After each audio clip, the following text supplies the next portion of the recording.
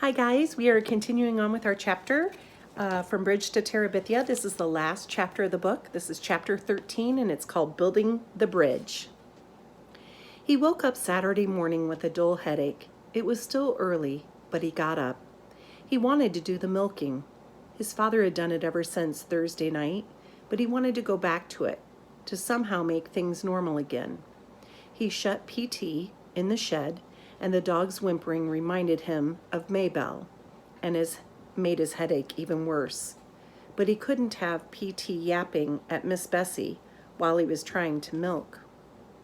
No one was awake when he brought the milk in to put it away, so he poured himself a warm glass and got a couple of pieces of light bread. He wanted his paints back, and he decided to go down and see if he could find any of them. He let PT out of the shed and gave the dog a half piece of bread. It was a beautiful spring morning. Early wildflowers were dotting the deep green of the fields, and the sky was clean and blue. The creek had fallen well below the bank and seemed less terrifying than before. A large branch was washed up onto the bank, and he hauled it up to the narrowest place and laid it bank to bank. He stepped on it, and it seemed firm, so he crossed on it, foot over foot, to the other side, grabbing the smaller branches which grew out from the main one toward the opposite bank to keep his balance. There was no sign of his paints.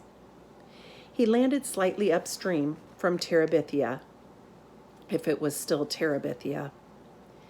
If it could be entered across a branch instead of swung into, PT was left crying piteously on the other side. Then the dog took courage and paddled across the stream. The current carried him past Jess, but he made it safely to the bank and ran back, shaking great drops of cold water on Jess. They went into the castle stronghold. It was dark and damp, but there was no evidence there to suggest that the queen had died. He felt the need to do something fitting, but Leslie was not there to tell him what that was. The anger which he had possessed him yesterday flared up again. Leslie, I'm just a dumb dodo, and you know it. What am I supposed to do? The coldness inside of him had moved into his throat, constricting it. He swallowed several times. It occurred to him that he probably had cancer of the throat. Wasn't that the one of the 7 deadly signs? Difficult in swallowing? He began to sweat. He didn't want to die. Lord, he was just 10 years old. He had hardly begun to live. Leslie, were you scared? Did you know you were dying? Were you scared like me? A picture of Leslie being sucked into the cold water flashed across his brain. Come on, Prince Tyrion, he said quite loudly. We must make a funeral wreath for the queen. He sat in the clear space behind the bank and the first line of trees and bent a pine bow into a circle, tying it with a piece of wet string from the castle. And because it looked cold and green, he picked spring beauties from the forest floor and wove them throughout the needles. He put it down in front of him. A cardinal flew down to the bank, cocked its brilliant head, and seemed to stare at the wreath. PT let out a growl which sounded more like a purr. Jess put his hand on the dog to quiet him. The bird hopped about a moment more, then flew leisurely away. It's a sign from the spirits, Jess said quietly. We made a worthy offering. He walked slowly as part of a great procession, though only the puppy could be seen, slowly forward carrying the queen's wreath to the sacred grove. He forced himself deep into the dark center of the grove and, kneeling, laid the wreath upon the thick carpet of golden needles. Father, into thy hands I commend her spirit. He knew Leslie would have liked these words. They had the ring of the sacred grove in them. The solemn procession wound its way through the sacred grove homeward to the castle. Like a single bird across a storm cloud sky, a tiny piece winged its way through the chaos inside his body. Help! Jessie, help me! A scream shattered the quietness. Jess raced to the sound of Maybelle's cry. She had gotten halfway across on the tree bridge and now stood there, grabbing the upper branches, terrified to move either forward or backward. "Okay, Maybelle." The words came out more steadily than he felt. "Just hold still. I'll get you." He was not sure the branch would hold the weight of them both. He looked down at the water. It was low enough for him to walk across, but still swift. Suppose it swept him off his feet. He decided for the branch. He inched out on it until he was close enough to touch her. He'd have to get back to the home side of the creek. "Okay," he said, "now back up." "I can't." "I'm right here, Maybelle. You think I'm going to let you fall? Here." He put out his right hand. "Hold on to me and slide sideways on the thing." She let go with her left hand for a moment and then grabbed the branch again. "I'm scared, Jess. I'm too scared." "Course you're scared. Anybody'd be scared. You just got to trust me, okay? I'm not going to let you fall, Maybelle. I promise you." She nodded, her eyes still wide with fear, but she let go of the branch and took his hand, straightening a little and swaying. He gripped her tightly. "Okay, now, it ain't far. Just slide your right foot a little way, then bring your left foot up close." "I forgot which is right." "The front one," he said patiently. "The one closest to home." She nodded again and obediently moved her right foot a few inches. "Now just let go of the branch with your other hand and hold on to me tight." She let go of the branch and squeezed his hand. "Good. You're doing great. Now slide a little ways more." She swayed but did not scream, just dug her little fingernails into the palm of his hand. "Great, fine. You're all right." The same quiet, assuring voice of the paramedics on emergency, but his heart was bongoing against his chest. Okay, a little bit more now." When her right foot came at last to the part of the branch which rested on the bank, she fell forward, pulling him down. "Watch it, Maybelle." He was off balance, but he fell, not into the stream, but with his chest across Maybelle's legs, his own legs waving into the empty air above the water. "Whew!" He was laughing with relief. "What you trying to do, girl? Kill me?" She shook her head, a solemn no. "I know I swore on the Bible not to follow you, but I woke up this morning and you were gone. I had to do some things." She was scraping at the mud on her bare legs. "I just wanted to find you so you wouldn't be so lonesome." She hung her head, but I got too scared. He pulled himself around until he was sitting beside her. They watched PT swimming across, the current carrying him too swiftly, but he not seeming to mind. He climbed out well before the crabapple and came running back to where they sat. "Everybody gets scared sometimes, Maybelle. You don't have to be ashamed." He saw a flash of Leslie's eyes, as if she was going into the girls' room to see Janice Avery. "Everybody gets scared." "PT ain't scared. He even saw Leslie." "It ain't the same for dogs. It's like the smarter you are, the more things can scare you." She looked at him in disbelief. "But you weren't scared." "Lord, Maybelle, I was shaking like jello." "You're just saying that." He laughed. He couldn't help being glad she didn't believe him. He jumped up and pulled her to her feet. "Let's go eat." He let her beat him to the house. When he walked into the basement classroom, he saw Mrs. Myers had already left, excuse me. He saw that Mrs. Myers had already had Leslie's desk taken out of the front of the room. Of course, by Monday, Jess knew, but still at the bus stop, he looked up, half expecting to see her running across the field, her lovely, even, rhythmic run. Maybe she was already at school. Bill had dropped her off, as he did some days when she was late for the bus. But then when Jess came into the room, her desk was no longer there. Why were they all in such a rush to get rid of her? He put his head down on his own desk, his whole body heavy and cold. He could hear the sounds of whispers, but not the words. Not that he wanted to hear the words, but was suddenly ashamed that he had thought he might be regarded with respect by the other kids, trying to profit for himself from Leslie's death.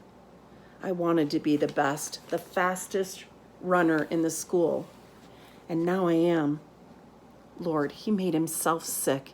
He didn't care what the others said or what they thought, just as long as they left him alone, just so long as he didn't have to talk to them or meet their stares. They all hated Leslie, except maybe Janice. Even after they'd given up trying to make Leslie miserable, they kept on despising her, as though there was one of them worth the nail on Leslie's little toe. And even he himself had entertained the treacherous thought that now he would be the fastest. Mrs. Myers barked the command to stand for the allegiance. He didn't move. Whether he couldn't or wouldn't, he didn't really care. What could she do to him after all? Just errands. Will you please step out in the hall? Please. He raised his leaden body and stumbled out of the room. He thought he heard Gary Fulker giggle, but he couldn't be sure. He leaned against the wall and waited for Monster Mouth Myers to finish singing "Oh Say Can You See" and join him. He could hear her giving the class some sort of an assignment in arithmetic before she came out and quietly closed the door behind her. Okay, shoot, I don't care. She came over so close to him that he could smell her dime-stored powder. Jess. Her voice was softer than he had ever heard it, but he didn't answer. Let her yell. He was used to that. Jess, she repeated, I just want to give you my sincere sympathy. The words were like a Hallmark card, but the tone was new to him. He looked up into her face despite himself. Behind her turned-up glasses, Mrs. Myers' eyes, narrow, were full of tears. For a minute he thought he might cry himself. He and Mrs. Myers standing in the basement hallway, crying over Leslie Burke. It was so weird he almost laughed instead. When my husband died, Jess could hardly imagine Mrs. Myers ever having a husband. People kept telling me not to cry, kept trying to make me forget. Mrs. Myers' loving mourning. How could you picture it? But I didn't want to forget. She took her handkerchief from her sleeve and blew her nose. Excuse me, she said. This morning when I came in, someone had already taken out her desk. She stopped and blew her nose again. I never had such a student in all of my years of teaching. I shall always be grateful. He wanted to comfort her. He wanted to unsay all the things he had said about her, even unsay the things Leslie had said.